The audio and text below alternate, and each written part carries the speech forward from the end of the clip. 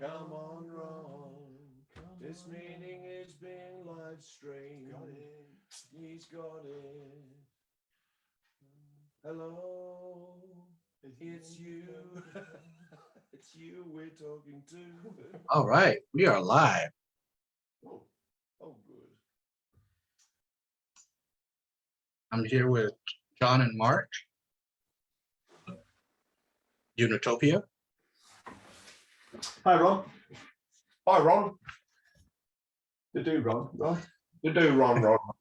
The do, Ron. Well, it's good to finally get you on camera here. You know, Mark, it's known you for well over a decade, at least from 12 years, I think. about 12 years now. Amazing how time flies. Yeah, and Time flies like an arrow, but fruit flies like a banana.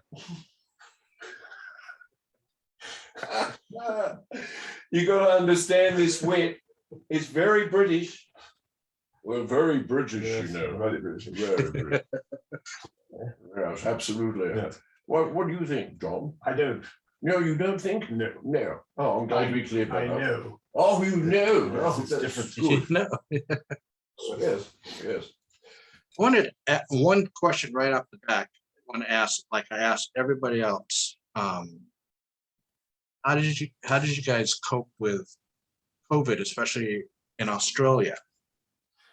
Well, we've been really hugely fortunate in South Australia in that our health advisors, our chief medical officer and the health advisors within SA Health advised the Premier and the other members of the SA government to close the borders and keep them closed, despite what was going on in other states. And so we have had, I don't know, probably a couple of hundred cases, but I think there's only been 4 deaths in total in the state. And even 2 of those were from the ship. Yeah, 2 of those were from the ship.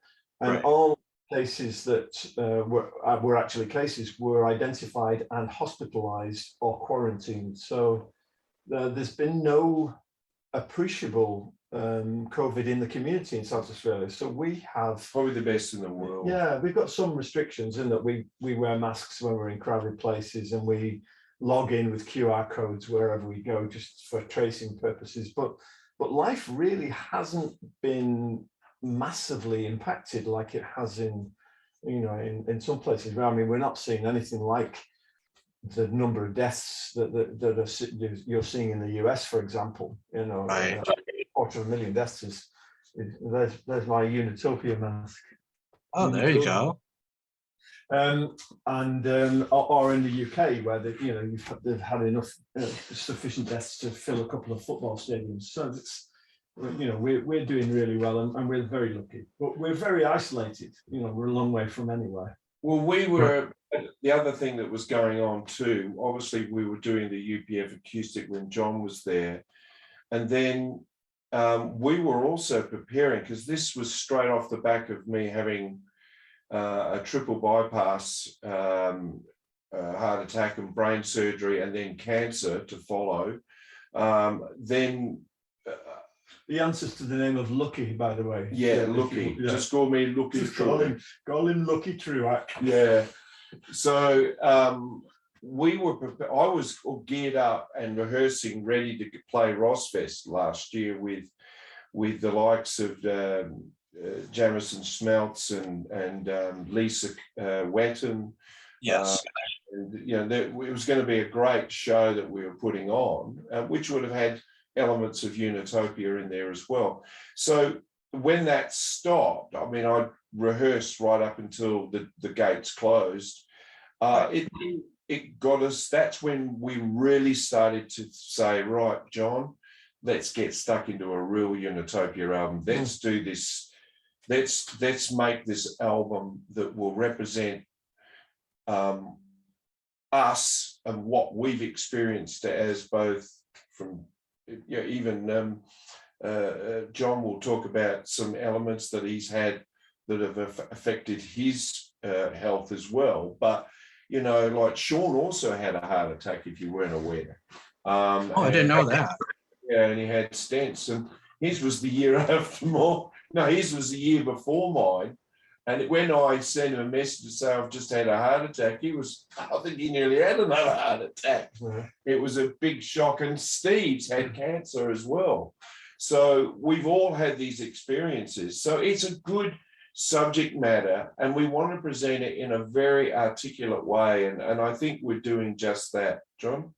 Yeah, I think so. The premise behind a lot of the songs is not only to describe what the person or the sufferer feels, but also to, because of my insight, my medical insight, being a surgeon for 40 years, is to also be able to describe in lyrical terms some of the pathology that's actually happening as well.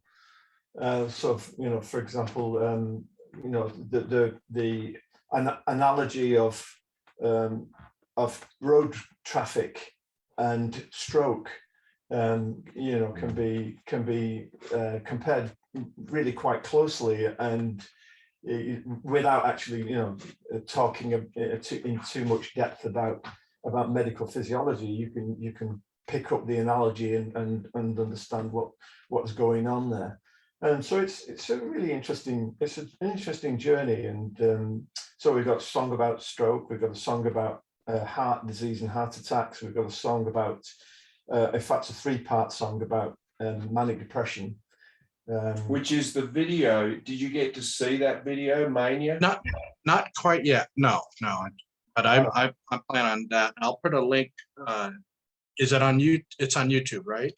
It's a teaser, but it's in the early stages, and it's a very good video because it actually has elements of what the album cover is going to be like as well, but it has the visual aspect of what one goes through in the 3 stages of bipolar. So, you know, and that John was able to interpretate that as much as me, because several of my friends have told me what they go through with their bipolar, and it's pretty well spot on. Yeah. And we've had many people respond to the video. It's been a huge success where they get it straight away. They go, oh, well, I've got bipolar, and you've hit it, you've nailed it. That's how I feel. Yeah. Well, well, you know, you had the 2 songs, you know, you said about stroke and then about heart. You know, those are 2 things that when I eventually listen to those songs, you know, it's gonna resonate. Yeah. I couldn't believe, you know, mine was in 2019. I had the heart attack and triple bypass. 53 years old, way too young for something like that, you know. Yeah. But I think you guys are going to be the first one to actually have an album that's using fully medical conditions. Correct. Yeah, it's a concept album of the very worst kind. Well, I wouldn't say it like that, but it's going to be unique, and it's not the sort of thing you would expect a band to write about. It's very unusual. I mean, there are a lot of things that have been written about COVID. Look, there are that many songs. I mean, even a little piece of Roscoe. No. That's brilliant. No. There are a lot. Look, Yes have tried to do it with The Quest, with one of their songs, and to me, it's got to be tastefully done. And you're right, Roscoe is tastefully done. Yeah.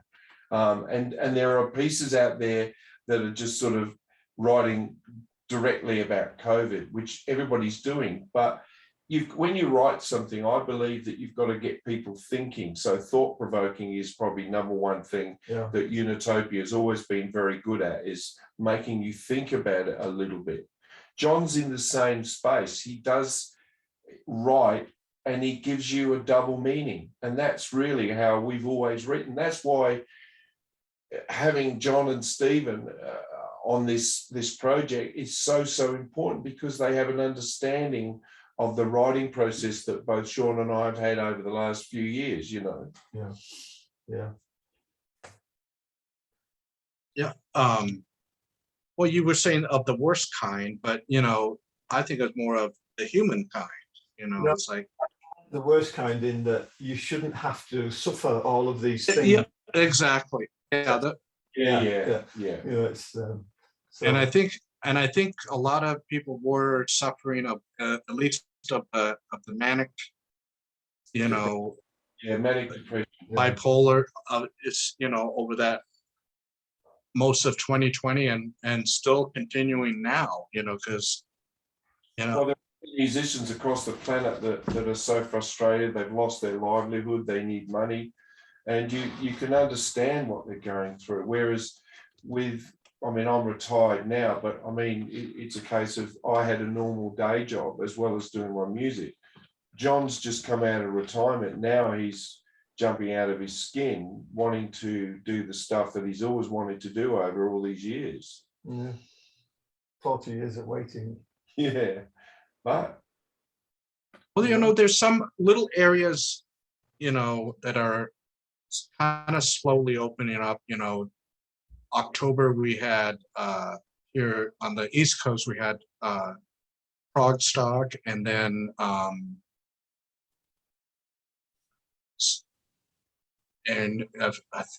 think on Halloween they had, yeah, Summer's End in the UK, they had a good festival as well. Yeah, some of it's Right. coming back slowly.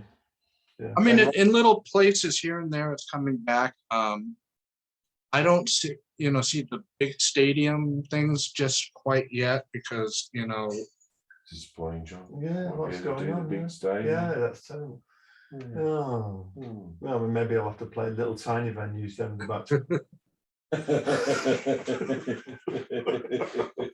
Well, 100,000 seaters. Actually, that would be no good. There's 100,000 people who are likely to be buying Unitopia albums. There's going to be people dying in the audience. Right, right. Just of natural causes. Exactly. Yeah, you don't want to be in the Guinness Book of World Records for that. No, not quite. Not really, no. But things are progressing along in that area. I think we're very excited. We've got, as I said, two very important announcements coming up, which we want to do it right. We want to announce it right so that everybody knows at the same time. We don't want to do it, you know, sporadically where one knows and is that true, or it's got to be done right. So a press release will go out very soon. But I can tell you it's exciting working with these guys, and the process has been, in fact, I've said to John and Sean many times that we should be recording what we're doing in the studio, because it's also a comedy show as well. In fact, you would probably buy the extra bonus CD just because it's a great comedy. It's like Derek and Clive, it's very crass. But John mentioned that we've also got a second project also, which Sean and I have had in the winds way back 2011. I came up with this idea when I found out about this family whose grandfathers were in the war. There were four brothers. The First World War. This is World War One, and it's how they survived during that time. So we're going to have an album that will follow this 7 chambers called Brothers in Conflict, which we have spoken openly to many people about, but it's been sitting on the cupboard, so to speak, and John's got very enthused about it. He's already starting writing various little pieces about it. It could be a rock opera before we know it. Rock opera. Particularly if we're talking about Jean-Luc Picard. Oh yeah, you got Patrick Stewart. Yeah, it's got to have Patrick Stewart doing the narration. You know? Yeah. Oh wow, that would be. Oh, we can't have Sean Connery now. No, we can't have Sean Connery because he's not here anymore. Unfortunately, Sean, Sean's dead. he won't be yes. joining us. No. He won't be joining. Yes. Yeah, you don't want him to from the great beyond.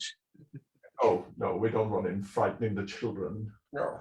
Liam Nelson, maybe. No, not Liam Neeson. No.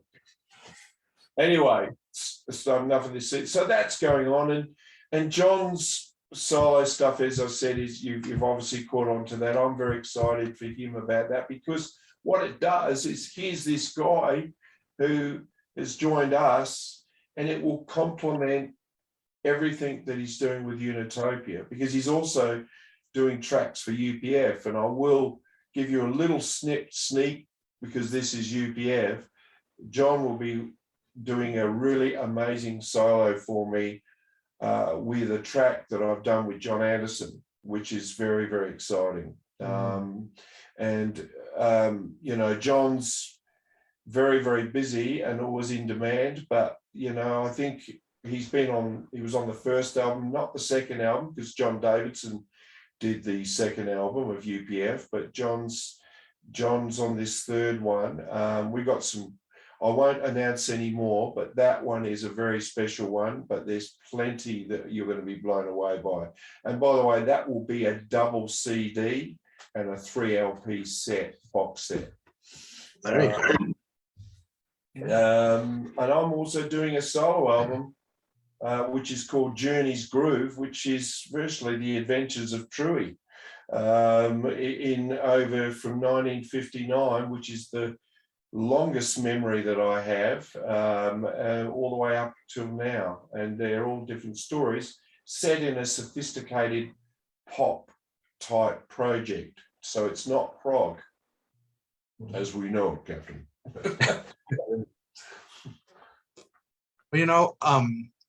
Over the years, for me personally, I always was like a very, if it wasn't prog, I won't listen to it. That was about 25 years ago. And as I'm getting older, it's like, if it's good music, that's all that I care about, prog, that's the first love, but it's like, but if it has good vibes to it, and it resonates, that's the one thing with music for me. It has to resonate, or else, it could be the most popular album in the world or the most popular album within a community, but if it doesn't resonate with me, it just it doesn't really matter for me, and the Unitopia albums, I gotta say, with the progressive rock genre, your Unitopia is one of the more progressive bands, because it seems like most of these bands pick a year, 1973 or 1974, and just stay with repeating music that came out in that era and not moving forward. And that's so much what I mean, John's has been very honest, as Sean is that they're trying not to listen to what else is out there. Whereas, because I come from an A&R background, my ears, I listen to what's really happening right now and to find out what other prog bands are actually doing. I don't do it just to say, all right, well, we're not doing that. I do it more on the lines of to say, well, they're not evolving, or they're just staying in the same space. They're in a comfort zone. Whereas I like to go outside of the comfort zone. A lot of people complained about David Gilmour's albums because they weren't like as Floydy as they should be. But to me, David Gilmour's been all about his expressive ways of what he comes from, a blues background. You can tell the way he plays his guitar, and I love what he does. I don't care whether it's not Pink Floyd. I just think that he writes he and Polly write a really good song together. I think since Polly's come on board, some of the songwriting's been quite good, you know. So yeah, I think what's important here is that we try very hard, and we're doing that right now. Even with everything I'm doing with UPF, I don't want it to sound like everybody else. I want it to be original, and I think we all do. All musicians want to be as original as possible. But if you don't have an outside look to see what else is going on, sometimes you can be caught and stuck in the same space as you were the last time, and that's what you got. Right. Yeah, I mean, some of my influences haven't produced a great deal of music recently. In fact, Tchaikovsky's done nothing since 1896, which is disappointing, you know, because he was just getting good. You know, so yeah, I'm trying to bring in some sort of huge. He's been lazy, huh? He's a bit stiff. I think he's actually decomposed rather than composed. Oh dear. This is what it's like in the studio. It's just non-stop laughter. Yeah, and that's good for the health. Yeah, and so I must admit, I love things like Vi and other great guitarists and Alan Holdsworth.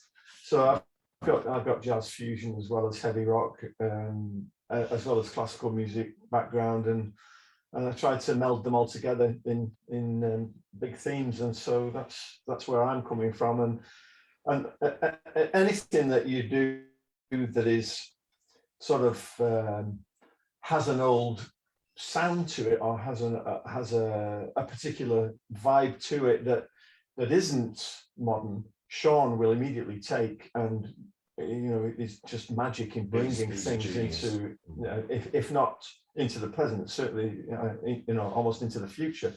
So I'm bringing things that I have a particular thought in my mind as how they will sound, and they come out sounding not only completely different but completely better. So it's just a lovely dynamic when we get together working.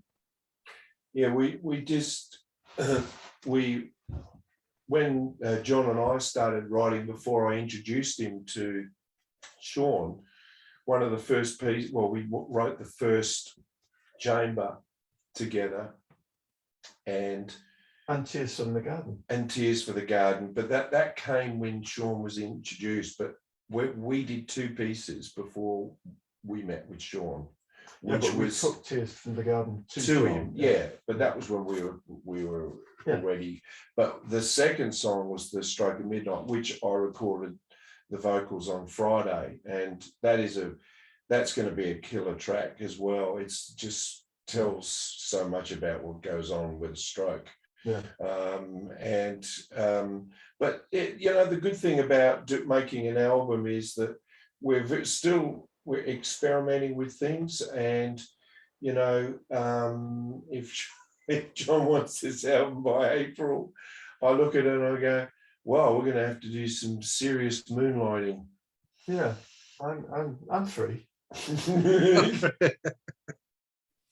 So anyway, so that's where we're at, and I think it's, as I said, it's a very exciting time for us. I'm going to get more exciting. And you're going to get more exciting. And it's going to get. Oh, more and it's going to get. Yeah. Well, the other thing too is, I can share this with you because the album's already out. Obviously, The Garden came out on a triple vinyl, green vinyl this year, and also an orange vinyl of Artificial. But we are looking at doing More Than a Dream on a blue vinyl, and maybe revisiting a track and doing that and making it better with John, which is The Dream Complete. But the other one we haven't done, which is out of circuit at the moment, is Artificial as a CD. So we're going to do a double CD with remixes and a brand new song called Edison, which will be as a part of a new remix version of Tesla, which will continue as a one-track part 2 being Edison, which will probably fill, well, 30 minutes, I would say, in the end of the whole thing. So Tesla and Edison together, about 30 minutes. 30 minutes that you'll never get back. Yeah. Yeah. Well, I'm sure, you know, oh, someone was asking 5.1 surround. You mean for the new album? Or for the artificial. Well, we can talk about it. I mean, Sean can do it. It's not a problem. Yeah. It's time, and it does take a fair bit of time. When we did the 5.1, I mean, we've got a 5.1 mix of the live album, and obviously because we released the DVD, we could release that as a 5.1 CD if we wanted to, CD, DVD, so to speak, as an audio like everybody else is doing. But look, we can talk about the new album as well. We could talk about maybe doing artificial in 5.1. We could do that as an audio. It just costs more money, and whether we've got the time, because we do want to get stuck into the follow-up album, Brothers in Conflict, as well. Yeah. Right. Yeah, so it's good to concentrate on new material, you know, because you can always kind of go back and do, you know, Yeah, we can do the catalog. different mixes on that. You haven't got a big catalog, but I suppose we talk about quality versus quantity. Yeah, that's exactly what I talk about. Quality rather than quantity. I don't produce a lot of music, but what I do produce is rubbish. Absolutely bloody rubbish. Bloody rubbish. Bloody rubbish. Yeah. Any Yeah, well, other questions? yeah, you know, well, one person in the chat room says, "Take all my money." Okay. Okay. He says, "Okay." Yeah. $24.95. Yeah. Okay, we'll send you some details. Send you the bill. Yeah. So you said you were getting ready before, you know, we got the pandemic for Rossfest. Yeah. Would there be plans that you'd like to get? Obviously not this coming one, but 2023. Well, I got a message while Tom was announcing artists that are coming for Prog Stock next year.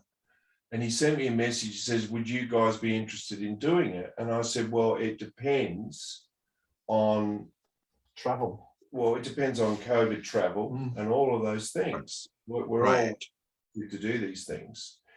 And,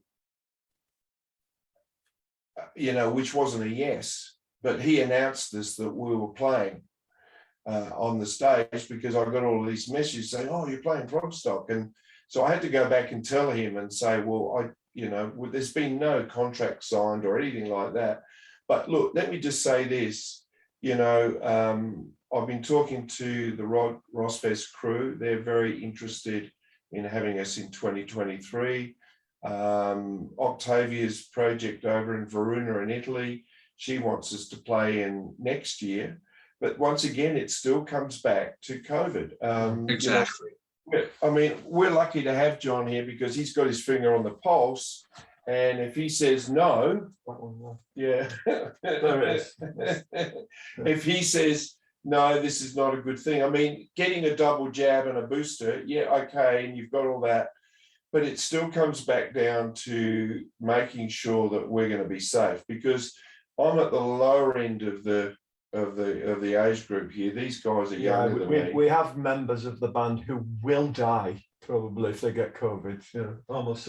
You're one of them. Yeah. Yeah. Thanks for sharing that. No with me, worries, John. No. That's good. So I now know that I'm going to die, and we've got it live here on your show, Ron. Yeah, that's right. When? If you do it on stage, it'll go viral and we'll all make loads of money. We do. Yeah. We always do with dead people's music. Look at Tchaikovsky smashing it. I tell you, still selling. We're still selling.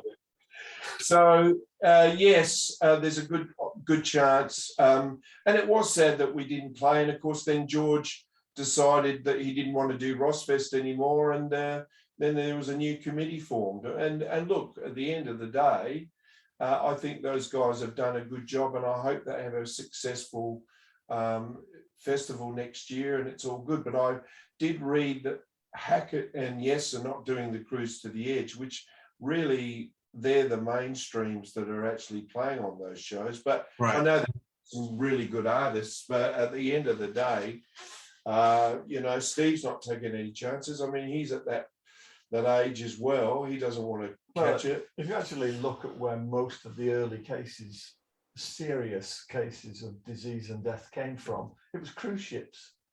The Diamond Princess. Right. That's, you know, I think it's still got to be a little bit unhinged to jump on a cruise ship. Yeah. Well, we've been offered to do it as well, but I mean, once again, I'm not making any commitments in this day and age. But we do want to go out live. In fact, we do want to go out and do one big monster tour.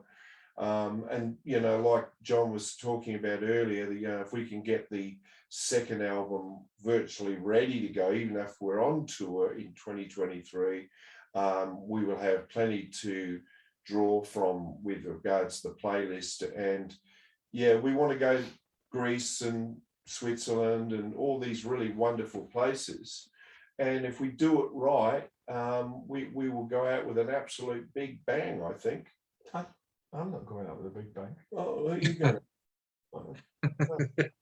Universe will go out with a big crunch. Oh, crunch. Yeah, okay. Oh, big crunch. It'll be. crunch. Yeah.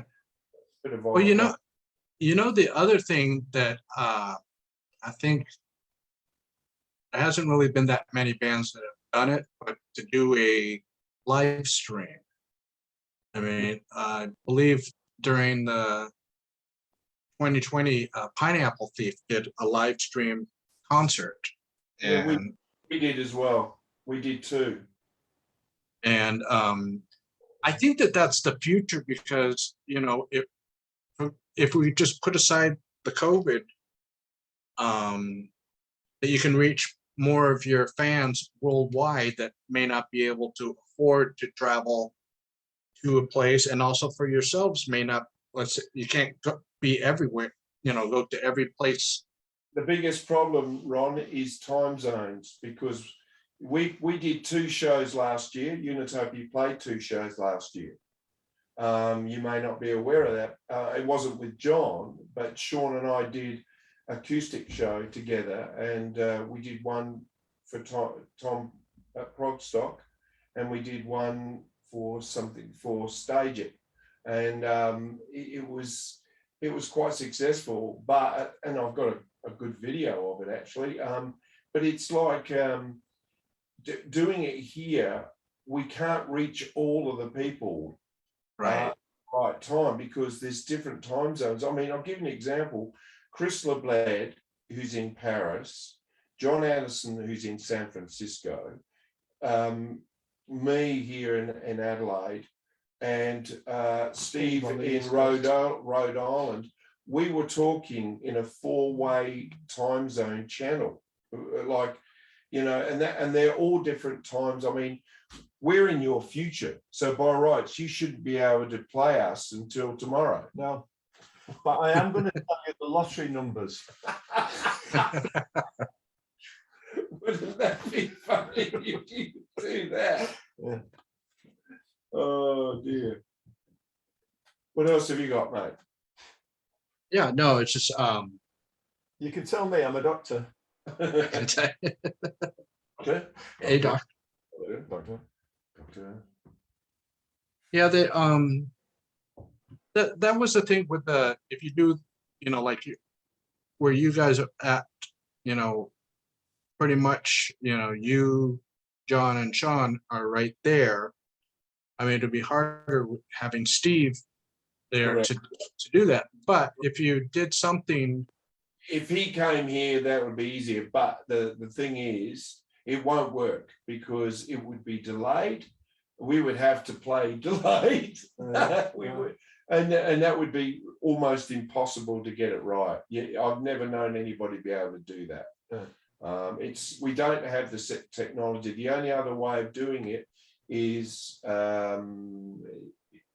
still wouldn't work. It's have a hologram of him just Hologram. bits that we've got, but it wouldn't work. Yeah, there's just all, the different, hopefully one of these days, not the time zone part, but, when you have band members in different parts of the world, that the technology will be able to have everybody synced up, because that's the other issue. That would be what the computer wizards softwares and all those sorts of people are obviously working on. I know that there is technology to do it, but it's thousands and thousands and thousands and thousands of dollars to make it happen. I mean, to spend that money, you would not get a return for your dollar. I'm used to not being in sync now. When I saw Led Zeppelin in 1979 at Nebworth, I was hearing things a second after they were actually playing it. It was that far from the stage. It was delayed. It was delayed a second, just because of the speed of sound. Yeah. Rubbish. Bloody rubbish. Bloody rubbish. That's our theme today. Bloody Rubbish. What else have you got, Ron? Well, you pretty much covered, you got the past and what you guys do in present, and then you kind of spoke a little bit of things that, future projects and albums. Does anybody in the room want to say anything, ask anything? Yeah, ask if anybody in the chat room wants to say hi. Yeah. Well, I see one person that's making a lot of posts, a guy named Franz, see what he wants to ask. He just says hi. Don't be shy, Franz. Come on, Franz. Don't You be can shy. speak to us. Yeah. He just, We don't bite. Look. Truey bites, but Yeah. they're not his teeth, so it's No. okay. No, well. and he's a little far away. If John can give you a prognosis, if there's anything wrong with you, he'll fix it up for you. Yeah, unless you've been bitten. Unless you've been bitten by me. A guy named Robert Schindler says hi. Oh, Hi, Robert. Robert's a brilliant keyboardist. In fact, still got to find somewhere for him to play with me. Just tell him that if he hasn't heard that already. We love you, Robert. I don't know you, but he loves you, and that's all I need. Hey, that's all he needs. Yeah. I spoke with Robert. And I've seen his videos with his keyboard setup. He's got a big rig. He's bigger than Sean's. Is it? Oh yeah, it's big. Yeah. It's a big rig. And he's like Sean, he doesn't stop buying new ones. All right. It's an addiction. It's a keyboard thing, I think. Although you haven't bought any more than you. No, but I've got 400 guitars behind that screen. Yeah, he's got there. 400 guitars. He's got 400 guitars behind us. Behind that blue screen there. Behind the blue screen. Yeah. Actually, you could have done your thing behind that screen. I could have done it. I never thought of it. Yeah. All right, is there anything else that you need? Well, I think we covered everything. Unless, like you said, anybody wants to ask you a question, I know.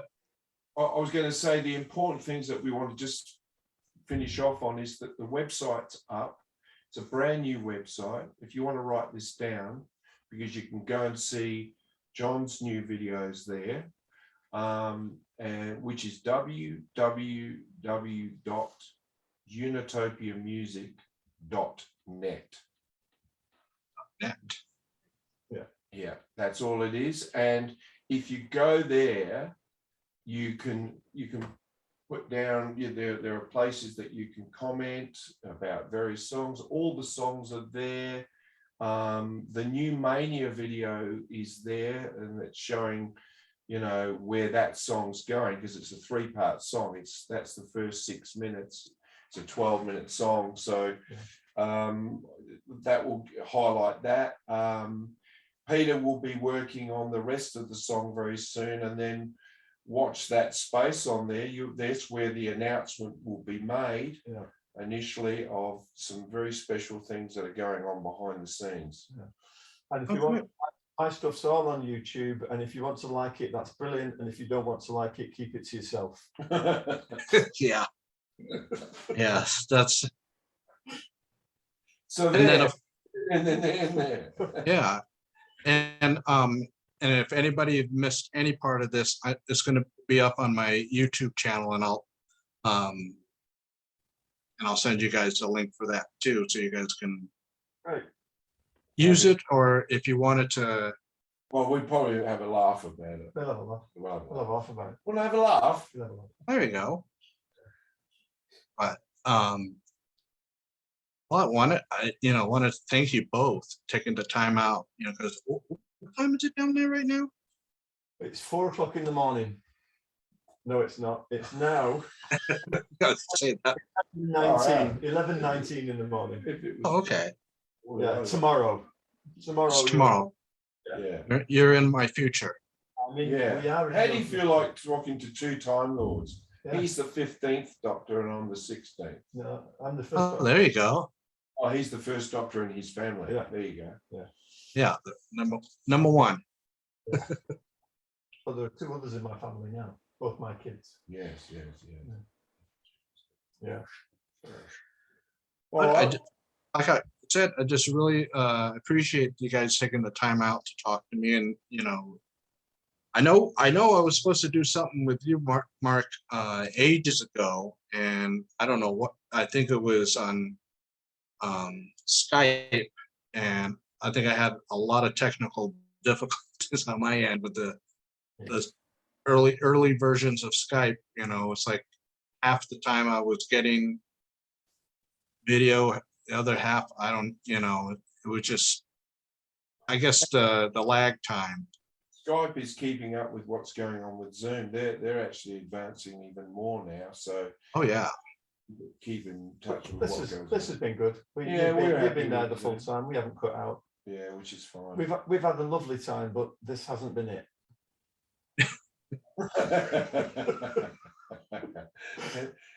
You'll Oh, get his humor on. You will, I promise. I get it. I'd like you to speak in an Australian slang accent Yeah. and say, "G'day, mate. How you going?" G'day, Bruce. G'day, Bruce. Hi, Bruce. G'day, Bruce. Yeah. And all the Bruces across the planet, it's goodbye from me. And it's good dog from him. And I'll talk to you guys soon. Good on you, Cheers, mate. Ron. Take care. See you. You too. Thank you. Keep well.